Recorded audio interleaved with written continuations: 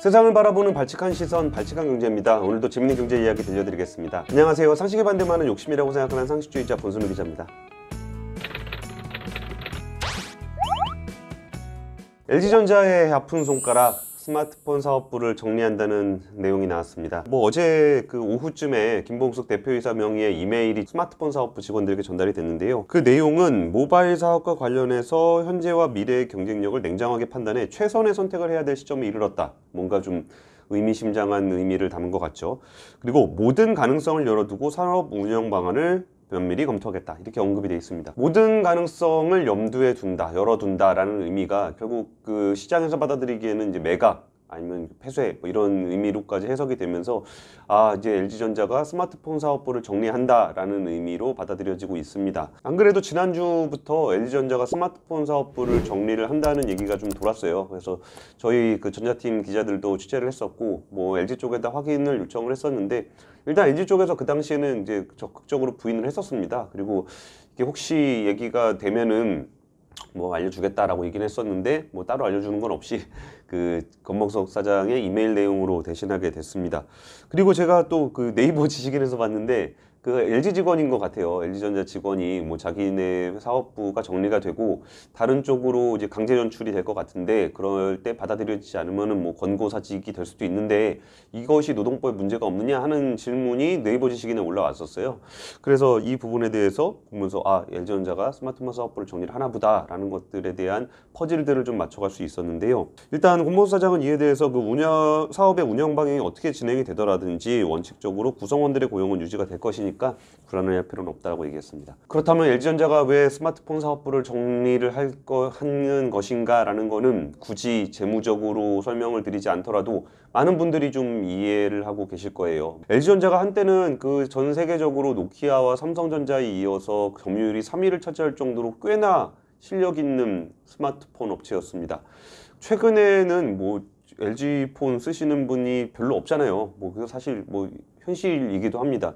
그리고 과거에는 갤럭시를 쓸 거냐, 아이폰을 쓸 거냐, 아니면은 LG전자 핸드폰을 쓸 거냐라고 고민을 했던 시기도 잠깐 있었는데, 최근은 사실 LG전자의 핸드폰은 그 삼성전자나 애플과 비교할 수 있는 레벨의 지위를 얻지는 못하고 있었습니다. 실적을 살펴보면은 2015년 2분기 이후에 35분기 연속 적자를 기록하면서 누적 적자 규모가 무려 5조 원에 달했습니다. 이에 대해서 권봉석 사장은 그 제품 포트폴리오 개선을 위해서 자원 운영의 효율성, 글로벌 생산지 조정은 국내에 있던 스마트폰 공장을 베트남으로 이전을 했습니다. 아무래도 원가를 좀 낮춰보겠다는 어떤 목적이었던 것 같은데, 또 각고의 노력들을 해왔지만 냉정하게 판단해 최선의 선택을 해야 할 시점이 이르렀다고 보고 있다라고 말했습니다. LG전자 스마트폰 사업부의 매출액을 보면은 2019년에 7조 8천억 원에서 2019년 6조 원으로 줄었고, 지난해에는 3분기까지 3조 8천억 원에 그쳤습니다. 영업 손실을 보면은 2019년에 7,782억 원, 2019년에 1조 원, 그리고 작년에도 3분기까지 6천억 원을 기록했습니다. 3분기까지 매출액은 전체 매출액에서 스마트폰 사업부가 차지하는 매출은 8% 남짓입니다.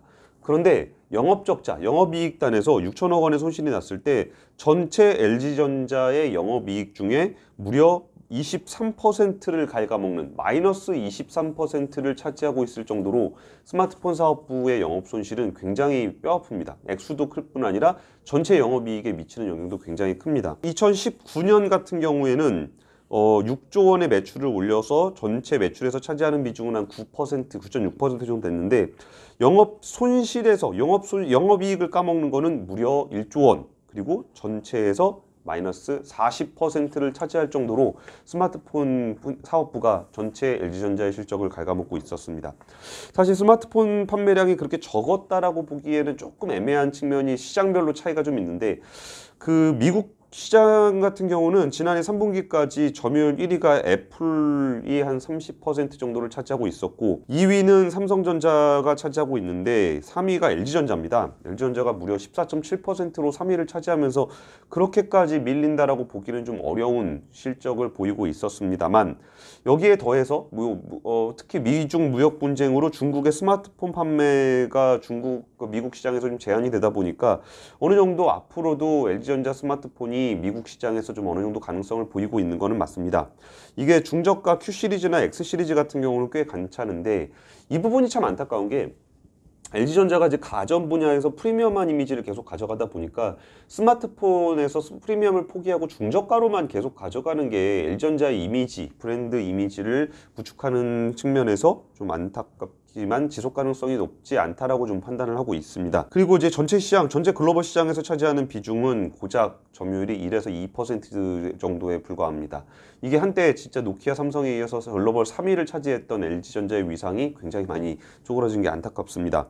특히 이제 프리미엄 폰 시장에서는 고전을 면치 못하고 있는데 그 LG전자의 플래그십 스마트폰은 지금은 이미 사라졌지만 사실 뭐 다들 기억하시는 G 시리즈와 V 시리즈였습니다. 사실 LG전자 G2 같은 경우는 삼성전자 갤럭시 시리즈와 동급으로 비교가 될 정도로 굉장히 좀 인기가 좋았고 G3 같은 경우는 전 세계 정도로 적어도 한 1000만 대가 판매될 정도로 전성기를 누렸습니다만 G4로 이제 전환이 된 이후부터는 판매량이 절반, 반토막밖에 안 나는 500만 대 수준으로 줄었고 그 이후로도 별다른 히트작이 좀 없었습니다. G4는 기억하시는 분도 있겠지만 스마트폰 뒷면이 가죽으로 덧대서 뭔가 고급스러운 그런 이미지를 준다고 했는데 오히려 이게 뭐 굉장히 발열이 좀 많이 나면서 이게 가죽이 이게 열을 흡수해서 그런 거 아니냐 그래가지고 뭐 손난로라는 별명을 오명을 좀 안을 정도로 좀 품질에 대한 평가가 좀 박했었고요. G5 같은 경우는 모듈식이라 그래서 배터리를 이렇게 분리를 할 수도 있고 여기에 뭐 다른 걸 띄워가지고 이제 뭐 프렌즈라는 개념으로 모듈을 연결하는 방식으로 하는 굉장히 파격적인 시도를 했었는데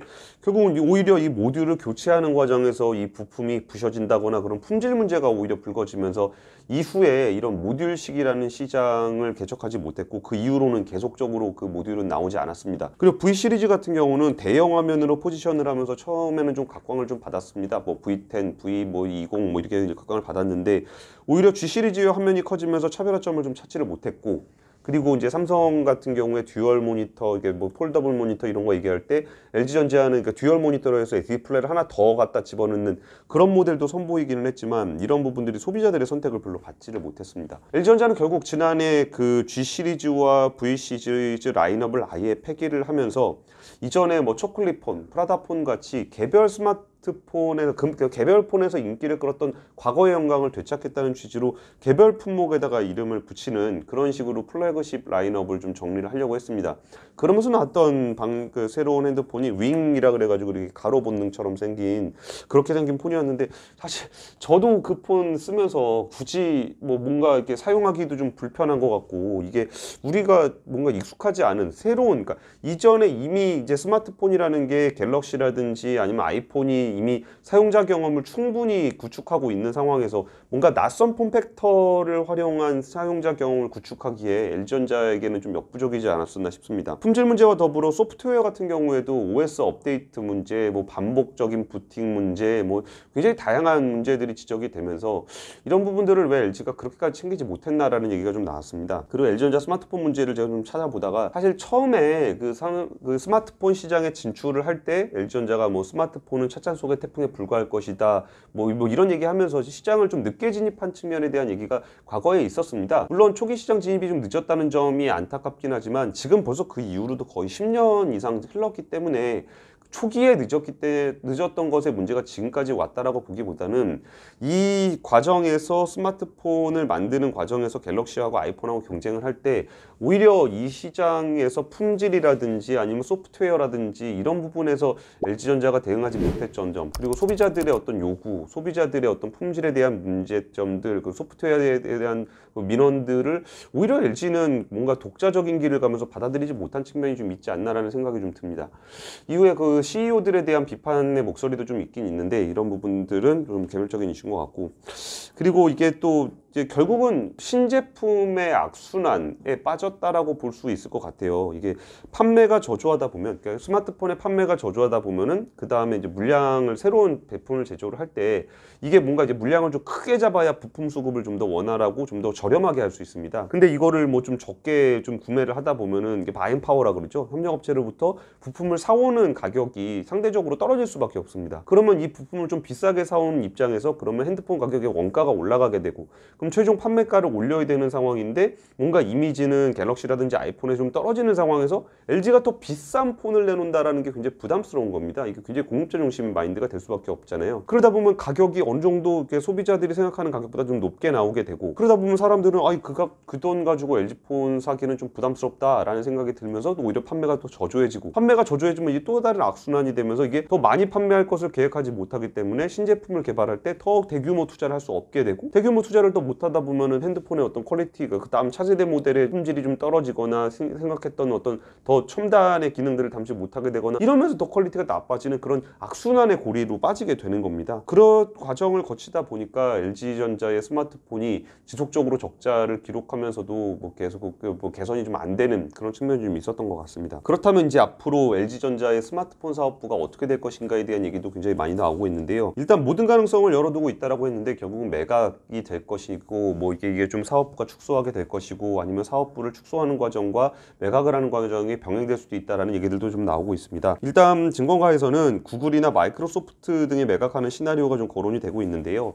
사실 스마트폰이라는 게 지금까지 적자를 보면서도 LG가 이 스마트폰을 들고 갈 수밖에 없었던 거는, 이 스마트폰이라는 게 단순히 개인들이 사용하는 어떤 통신기기의 역할뿐만 아니라 이게 스마트 모빌리티로서 어떤 중심적인 역할을 합니다. 모든 사람이 갖고 있기 때문에 이 스마트폰을 통해서 집에 있는 IoT 기기, 가전이라든지 TV라든지 냉장고 이런 것들하고 연결해서 사용할 수도 있고, 그리고 또 요새는 또 자동차하고 연동해 가지고 할 수도 있어요. 이런 것들의 어떤 중심적인 역할을 하기 때문에 LG가 CNQ라는 어떤 AI 플랫폼을 갖추면서도 거기에 이제 프리미엄 냉장고 이런 부분들은 LG전자가 굉장히 잘하잖아요. 스마트 TV 이런 것들과 이게 모바일 스마트폰이 연동해주는 그런 역할을, 중심적인 역할을 하기 때문에 이 스마트폰을 포기하지 못하고 있었던 건데, 사실 구글이나 마이크로소프트 같은 경우에도 자신들의 어떤 소프트웨어 기반에 있는 회사들이 자기네들을 구현해 줄 수 있는 어떤 사람들과의 접점 으로서 모바일기가 굉장히 중요합니다. 그래서 구글폰 같은 경우는 예전에 LG전자가 만들기도 했었고요. 그래서 이런 얘기들이 좀 나오고 있는 것 같습니다. 그리고 중국의 스마트폰 업체인 비보와도 매각 협상을 했었는데 예전에 결렬이 됐다, 이런 얘기도 좀 나오고요. 그리고 분할 매각안도 좀 거론이 좀 되고 있어요. LG전자가 미국에서는 아까 경쟁력이 좀 있다라고 좀 말씀을 드렸었잖아요.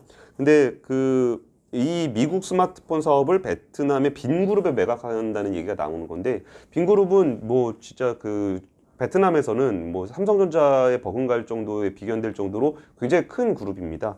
LG전자가 손익 개선을 하기 위해서 국내 공장을 아까 포기하고 베트남으로 공장을 옮겼다 그랬잖아요. 그러다 보니까 이 공장을 중심으로 해서 빈그룹이 인수하는 안에 대한 얘기가 좀 나오고 있는 겁니다.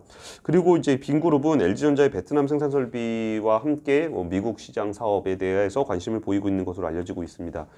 이 밖에도 페이스북이라든지, 여긴 좀 특이한데 폭스바겐 같은 경우도 관심을 보이고 있는 것으로 알려졌습니다.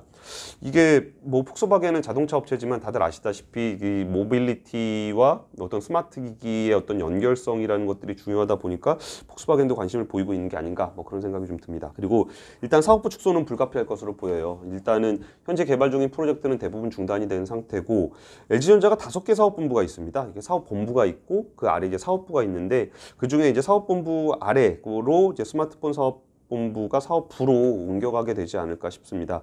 그러면은 수장도 한 전문급이 되고 예산도 줄고 인력도 많이 줄어들 텐데, 인력의 한 60% 정도 가량은 정리가 될 수 있다라는 전망이 나오고 있습니다. 여기서 정리되는 인원들은 다른 사업본부로 간다거나, 혹시 만약에 분할 매각을 하게 되면 다른 회사로 간다거나 이렇게 될 수 있겠죠. 일단 그리고 권봉석 사장이 아무래도 고용 유지는 한다고 했으니까 고용 유지는 될 텐데, 이 부분에서 본인이 있던 지역이 아니라 다른 곳의 사업부로 전출이 되게 되면은 직원들도 좀 이렇게 불편을 좀 겪게 되지 않을까 싶습니다. 그리고 되게 안타까운 얘기 중에 하나는 LG의 스마트폰 사업부가 약간 좀 내리막을 걷다 보니까 우수한 인재들한테 적절한 보상을 해주지 못했고, 그 적절하게 보상받지 못했던 유능한 인재들이 다른 삼성전자라든지 이런 데로 이직을 했다, 그러면서 많은 부분들이 빠져나갔다는 얘기도 좀 나오고 있습니다. 이런 부분들은 좀 안타까운 점인 것 같아요. 그리고 이제 중저가 스마트폰에서 꾸준히 이루어지고 있는데, 여기서 또 사업부 축소와 더불어서 병행이 될 걸로 보이는 게 이 중저가폰은 이제 ODM이라 그래가지고 이제 LG가 만든 물건을 다른 데서 위탁 생산을 하는 그런 구조예요. 근데 이 부분이 계속적으로 늘어나 왔는데 지난해 기준으로 한 80% 정도까지 확대가 됐습니다. 근데 이 부분을 이제 생산 설비를 줄이는 과정에서 ODM 비중이 높아지지 않겠냐 이런 얘기도 좀 나오고 있습니다. 그 뭐 롤러블 폰 이번에 CES에서 나오면서 좀 굉장히 많은 관심을 받았는데 뭐 이게 상소문 폰이라고도 막 그렇죠. 상소문처럼 이렇게. 근데 그거를 가지고 지금 와서 뭐 얼마 있다가 사업부 접을 건데 뭐하러 그걸 공개를 했었냐라는 얘기가 나오면서 아무래도 스마트폰 사업부를 매각을 할 때 오히려 몸값을 높이기 위해서 롤러블 폰을 보여준 게 아니겠느냐라는 얘기까지 나올 정도로 뭔가 좀 분위기가 흉흉합니다. 어쨌든 LG가 스마트폰 사업부를 정리를 함으로써 뭐 전장 사업은 마그나하고 합력을 하기로 했고, 그리고 뭐 로봇이라든지 가전 분야, 그리고 가전 분야뿐 아니라 LG전자는 나중에 좀 설명을 좀 드리면 좋을 것 같은데 뭐 그때 마스크, 뭐 미용용 마스크라든지 뭐 탈모 치료기라든지 이런 거 소물 가전이라고 한다고 해요. 작은 가전 부분에 뭔가 새로운 동력들을 좀 찾으려고 하고 있는데, 집에서 사용하는 어떤 그 스마트한 홈에서 사용하는 그런 물건들에 대한 연구 개발들이 많이 이루어지고 있어서 이런 쪽에 좀 더 집중하려고 하는 것 같습니다. 시장의 평가를 보면 일단 어제 스마트폰 사업부를 정리한다는 소문이 돌기 시작하면서 LG 주가는 단숨에 12.8% 상승을 했습니다. 오늘은 오전에 조금 올랐다가 약보합으로 많이 빠져 있다가 결국 최종적으로는 한 10% 정도 오르면서 마감을 했는데요. 이게 아무래도 그 좀 안 사업 전환이라는 측면에서 좀 많이 곽강을 받고 있습니다. 되는 쪽에다가 힘을 실어주고 잘 안 되는 부분들을 정리하는 측면이 좀 있는 것 같은데, 일단 증권사들은 목표 주가를 굉장히 많이 좀 높이고 있어요. 20% 이상, 22% 그러면서 막 올리고 있는데, 그러면서 목표 주가를 오늘 기준으로 시가총액이 한 31조 원 정도로 마감이 됐는데, 증권사의 목표 주가는 40조 원 정도를 얘기를 하고 있는 것 같습니다. 그러면서 주가는 한 22만 원 정도로 목표 주가를 많이 올렸습니다. 이 부분들을 보면은 그 전에 LG전자의 주가가 있는 상황에서 마그나하고의 협력 관계 때문에 주가가 굉장히 많이 레벨업이 돼 있는 상태였거든요. 이 레벨업이 돼 있는 상황에서 조금 추가로 어제 12%, 오늘 10%가 올라가면서 굉장히 주가가 좀 부담스러운 상황인데에도 불구하고 증권사들은 목표 주가를 좀 높이고 있습니다. 이 부분을 보면은 요즘에 기업들의 목표 주가를 선정할 때 보통 기업의 밸류에이션이라는 걸 예전에는 이렇게 통으로 많이 했어요. 영업이익이 얼마인데 거기에 곱하기 PER이 몇 배, 뭐 이런 식으로 계산을 했는데, 요새는 SOTP라 그래가지고 사업부별로 그 기업이 있으면 사업부별로 나눠서 각 섹터에 맞는 멀티플을 따로 계산을 해서 더하는 그 계산법을 많이 해요. 그리고 우리나라 기업들의 밸류에이션이 굉장히 주가가 많이 높아지면서 리레이팅을 많이 하고 있어요. 이게 지금 기존에 있는 방식대로 하게 되면 너무 좀 가격이 부담스러운 수준이라고 느껴지기 때문에 뭔가 이제 밸류에이션 하는 방식을 바꾸고 있는데, 그 중에 하나가 SOTP 방식을 많이 사용하고 있습니다. 근데 거기서 스마트폰 사업부 같은 경우는 이런 밸류에이션을 할 때 이게 마이너스 요인이었어요. 적자가 워낙 컸었고 이게 앞으로 개선될 가능성도 좀 적고, 오히려 2021년에도 어느 정도 적자가 날 거라고 좀 예상을 하고 있었기 때문에 오히려 전체 기업 가치를 갉아먹는 요소로 스마트폰 사업부가 있었습니다. 그래서 이제 이 사업부에 대한 밸류에이션을 따로 계산을 해보면은 약 적자 때문에 한 마이너스 4조에서 6조 정도를 계산을 했었어요. 그러다 보니까 이거를 빼주면서 적정 가치가 오히려 높아졌고, 그래서 주주 가치를 38조 원에서 40조 원 정도 수준으로 증권사들은 좀 해석을 하고 있습니다. 그래서 20% 정도 향상된 목표 주가가 22만 원이 됐습니다. 그러면 현재 주가보다도 아직 좀 올라갈 수 있는 여지가 좀 많은 것으로 보여요. 기업들이 많이 변하고 있어요. 우리나라 대기업들이 꽤나 빠른 속도로 많이 변하고 있는데, LG전자 같은 경우도 이제 구강모 회장 취임 이후에 거의 부회장도 바뀌고 여기 뭐 사장도 바뀌고 뭐 그랬을 때, 이전에 LG라 그러면은 LG전자 스마트폰이 왜 잘 안 됐느냐라는 문제 제기를 할 때 약간 LG의 문화에 대한 얘기들을 많이 했었어요. 이게 뭐가 신기술을 좀 해보려고 하면은 거기에 뭐 삼성은 어떻게 하냐, 뭐 삼성도 안 하는 걸 왜 우리가 하려 그러냐, 뭐 이런 식으로 해서 뭔가 후발주자, 그리고 뭐 크게 뭐 변하지, 그러니까 크게 뭐 좀 문제가 되지 않을 정도로 좀 조용조용한, 문제가 딱 그 보수적인 그런 문화들이라는 평가를 많이 받아왔는데, 그런 부분들이 아무래도 지금 뭔가 4차 산업혁명에 뭔가 되게 빠른 변화가 요구되는 시점에는 잘 맞지 않은 측면들이 분명히 있는 것 같아요. 그런 것에 대한 문제를 좀 인식을 하고 있다 보니까 구강모 회장도 그런 강한 LG를 좀 주장을 하게 되는 거고, 그러면서 그래서 뭔가 정말 그 4차 산업혁명의 어떤 제일 가까운 손에 쥐어지는 스마트폰이 굉장히 중요한데, 여기 스마트폰은 LG화학의 배터리를 받아주는 굉장히 좋은 매출처이기도 하고 LG 디스플레이의 디스플레이를 받아주는 역할도 하고, 그러면서 그룹사 입장에서는 꽤 중요한 역할을 함에도 불구하고 이번에 좀 정리를 하게 된 것 같습니다. 그러면서 LG가 앞으로 로봇이라든지 아니면 모빌리티라든지 이런 분야에서 정말 빠르게 전환하는 모습을 보이면서 정말 글로벌 탑티어 기업들처럼 뭔가 좀 더 다른 앞으로의 전망들이 더 밝은 그런 사업으로, 그 회사로 좀 거듭나려는 움직임들에 대해서 투자자들은 좀 높게 평가를 해주고 있는 것 같습니다. 이런 스마트폰 사업을 좀 접게 된 것을 좀 안타깝게 생각하면서도 이게 또 앞으로의 LG전자의 달라진 모습을 기대하게 만드는 어떤 시발점이 되기를 좀 기대를 해보겠습니다. 그리고 증권사의 예측대로 목표 주가 22만 원, 시가 총액 40조 원을 꼭 달성할 수 있었으면 좋겠습니다. 지금까지 박재광 기자였습니다. 감사합니다.